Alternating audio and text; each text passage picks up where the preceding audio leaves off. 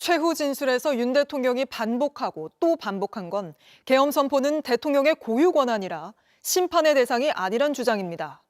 12.3 계엄령의 위헌 위법성을 덮는 차원을 넘어서 아예 심판의 본질 자체를 외면한 채 법 위에 서겠다는 전략인데 이 주장이 어떻게 잘못된 건지 이 부분부터 팩트체크가 시급합니다. 김혜미 기자가 준비했습니다. 계엄은 헌법이 부여한 대통령의 통치 권한이다. 계엄 당일 밤부터 무수히 들어온 그 말을 윤 대통령은 최후 변론에서 세 차례나 다시 했습니다. 비상계엄은 범죄가 아니고 대통령의 합법적 권한 행사입니다. 대통령의 법적 권한인 계엄 선포에 따라 대통령의 법적 권한 행사에 따라 대통령 말의 속뜻이 무엇인지 변호인의 첫 발언에서 알 수 있습니다. 비상계엄 선포와 같은 대통령의 헌법상 종국적이고 배타적인 권한의 행사는 권력 분립의 원칙에 따라 사법심사의 대상이 되어서는 안 된다는 것입니다. 자, 김혜미 기자. 네. 조금 전에 들었던 이 사법심사 대상이 되어서는 안 된다. 이 말은 탄핵 심판이든 형사재판이든 법의 심판을 받을 필요가 없다는 것 아닙니까? 네, 그렇습니다. 그런데 이 같은 주장은 과거에도 나왔습니다. 네. 전두환, 노태우 등 신군부 내란죄 재판에서 대법원은 이미 이 같은 주장에 대해서 비상계엄 선포나 확대에 대해 법원이 심사할 수 있다라고 못 박았습니다.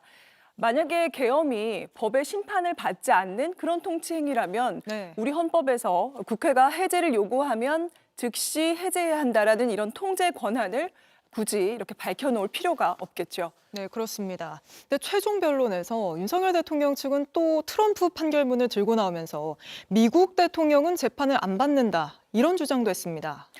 네, 팩트체크 팀에서 미국 연방 대법원의 판결문 찾아봤습니다. 네. 여기 있는데요. 그런데 이것보다 먼저 한 가지 짚고 넘어가야 할 게 있습니다.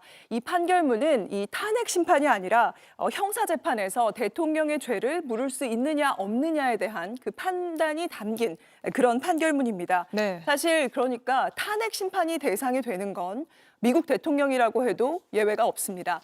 저희가 기억을 하시겠지만 트럼프 대통령 이미 2번 미국 의회의 탄핵 심판대에 오른 적이 있습니다. This armed rebellion against our common country. He must go. The president must be impeached, and I believe 트럼프 대통령은 이 의회 폭력 사태를 선동했다는 혐의였죠. 탄핵 심판은 그렇다 치고 그럼 형사재판에서도 다 면책을 받는 겁니까? 사실 우리와 미국과 법 체계가 다르기 때문에 갖다 붙이는 것 자체가 사실 좀 무리입니다만 네. 주장을 우리가 굳이 따져보자면 미국 대법원 판결문에서 대통령의 그 형사재판에서 대통령의 절대적인 면책권을 부여한다라는 저 뜻은 이 대통령이 헌법적 권한 범위 내에서 이루어진 행위에 대해서만 허용한다는 취지입니다. 전문가의 얘기를 좀 듣고 오시죠. 이제 연방 대법원의 잣대로 본다면 이번 헌법의 기본 원칙들을 위반했을 소지가 많기 때문에 추정적 면책에도 포함되기 어렵다라고 봅니다. 그러니까 우리 헌법을 어겼느냐를 따지는 자리에서 사실 남의 나라 법을 가져와 다투는 것 자체가 안 맞는 얘기인데 네. 미 연방 대법원 잣대로 봐도 그렇죠. 대통령의 계엄 선포는 아예 심판 대상이 아니란 주장은 터무니없다. 이런 거군요. 네, 그렇습니다. 알겠습니다. 오늘도 잘 들었습니다. 김혜미 기자가 팩트체크해드렸습니다.